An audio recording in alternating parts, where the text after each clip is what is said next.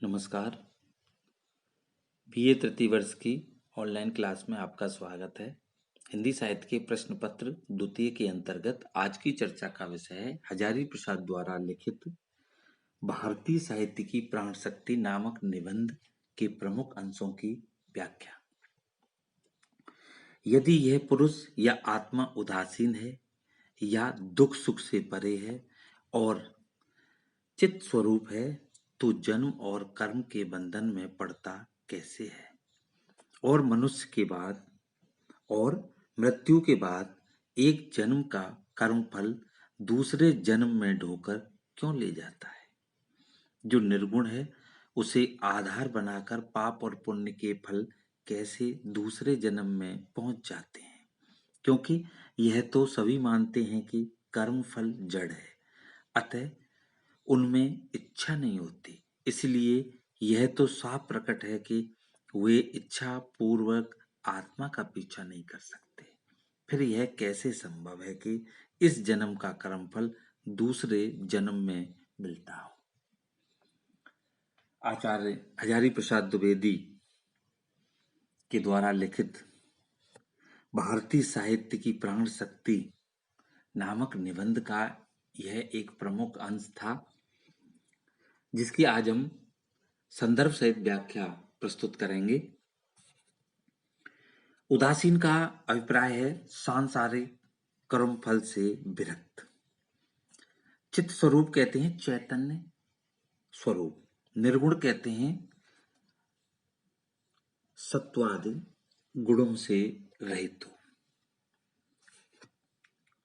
भारतीय साहित्य की प्राण शक्ति नामक निबंध आचार्य हजारी प्रसाद द्विवेदी ने लिखा है और इस निबंध से यह अंश अवतरित है। इस अवतरण के माध्यम से हजारी प्रसाद द्विवेदी ने भारतीय दर्शन की मान्यताओं का उल्लेख किया है। इसमें आत्मा और कर्म बंधनों से संबंधित विभिन्न शंकाओं का विवेचन किया गया है। उनका मानना है कि हमारा जो भारतीय दर्शन है वो इस बात को स्वीकार नहीं करता है कि कर्म फल दूसरे जन्म में जाकर के हमें प्रभावित करता है। इस संदर्भ में हजारी प्रसाद द्विवेदी का मानना है कि भारतीय दर्शन में आत्मा को अमर, नश्वर तथा स्थायी बताया गया है। अज्ञान का आवरण पड़ने से आत्मा कर्म बंधनों में पड़ी रहती है, परंतु आत्मा विशुद्ध रूप से उदासीन, आसक्ति से रहित और चेतन स्वरूपा है। इस कारण यह शंका होती है कि आत्मा या पुरुष उदासीन होकर भी कर्म बंधनों में कैसे बंध सकता है और दुख सुख से परे तथा चिदानंद स्वरूप होते हुए भी बार बार जन्म कर्म के बंधन में पड़ता है, क्योंकि सामान्य रूप से उदासीन पदार्थ पर अन्य किसी का प्रभाव नहीं हो पाता है। उदासीन वस्तु या पदार्थ अचेतन की तरह कर्म बंधन या पुनर्जन्म से मुक्त रहती है। फिर आत्मा किस कारण बार बार जन्म धारण करने के बंधन से ग्रस्त है, यह शंका भी चिंतन योग्य है। यह शंका भी विचार करने योग्य है कि निर्गुण उदासीन आत्मा या मूल पुरुष को आधार बनाकर पाप और पुण्य का फल कैसे दूसरे जन्म में उसे भोगने पड़ते हैं। अहम प्रश्न इस अवतरण के माध्यम से हजारी प्रसाद द्विवेदी ने पाठकों के समक्ष प्रस्तुत किया है। वैसे भी यह सब जानते हैं कि कर्मों के फल जड़ होते हैं, उनमें कोई चेतना या इच्छा नहीं होती। इससे स्पष्ट हो जाता है कि वे कर्म फल आत्मा का इच्छा पूर्वक अनुसरण नहीं करते हैं। इस तरह की स्थिति होने पर भी कैसे इस जन्म के अच्छे बुरे कर्मों के फल पुरुष को दूसरे जन्म में भी भोगने को मिलते हैं, यह भी एक इस निबंध के माध्यम से प्रश्न किया गया है जो वाजिब है। इसका सीधा सा उत्तर ईश्वरेच्छा की प्रधानता मानी जा सकती है, या हम ये कह सकते हैं कि ईश्वर ने ही यह व्यवस्था बनाई है और वही इस विधान के द्वारा कर्म फलों को आत्मा की तरह अन्य जन्म में भोगने के लिए उपस्थित करता है। ऐसी भारतीय समाज में धारणा व्याप्त है। इस अवतरण के कुछ विशेष बिंदुओं पर भी आचार्य हजारी प्रसाद द्विवेदी ने प्रकाश डाला है।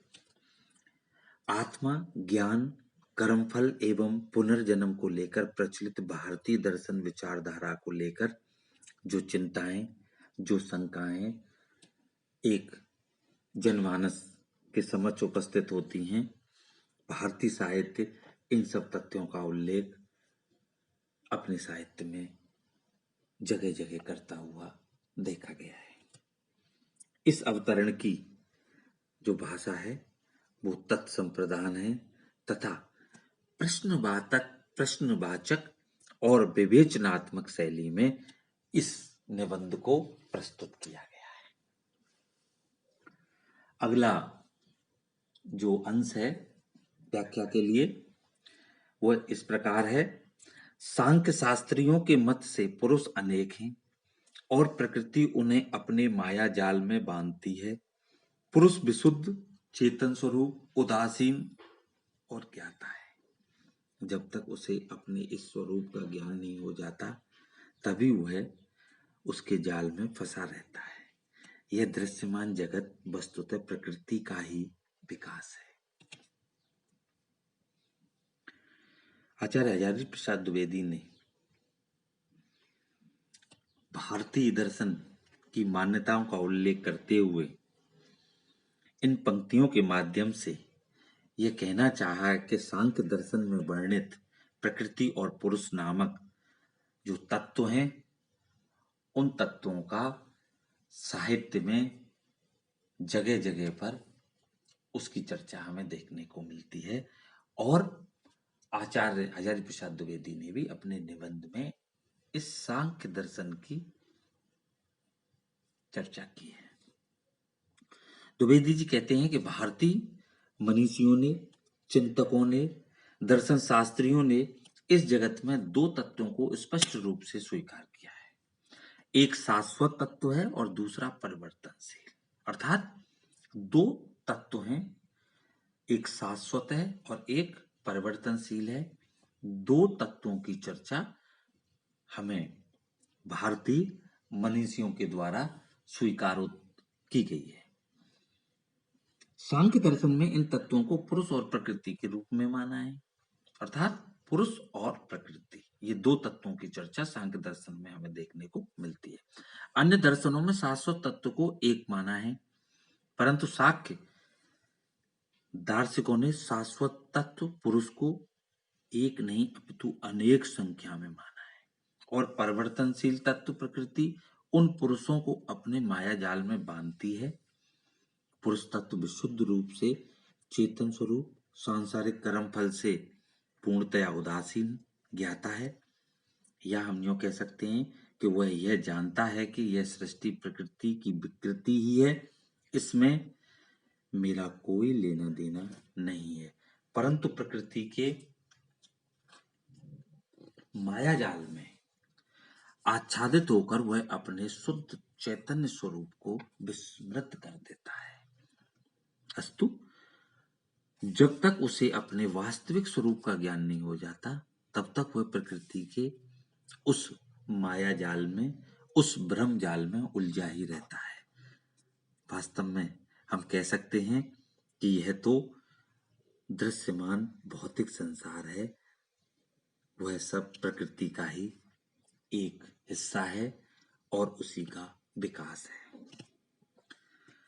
आचार्य हजारी प्रसाद द्विवेदी ने सांख्य दर्शन के प्रमुख मत का सरल ढंग से इस निबंध में विवेचन किया है। चेतन स्वरूप पुरुष प्रकृति माया जाल में बंधकर अपने आप को इस भौतिक संसार का कर्ता और भोक्ता समझने लगता है। इस ओर भी इस निबंध के माध्यम से संकेत करने की कोशिश की गई है। इस अवतरण की जो भाषा है वो बड़ी ही सहज, सरल और प्रसंग के अनुकूल है। शैली प्रभावमयी है और विवेचनात्मक है। धन्यवाद।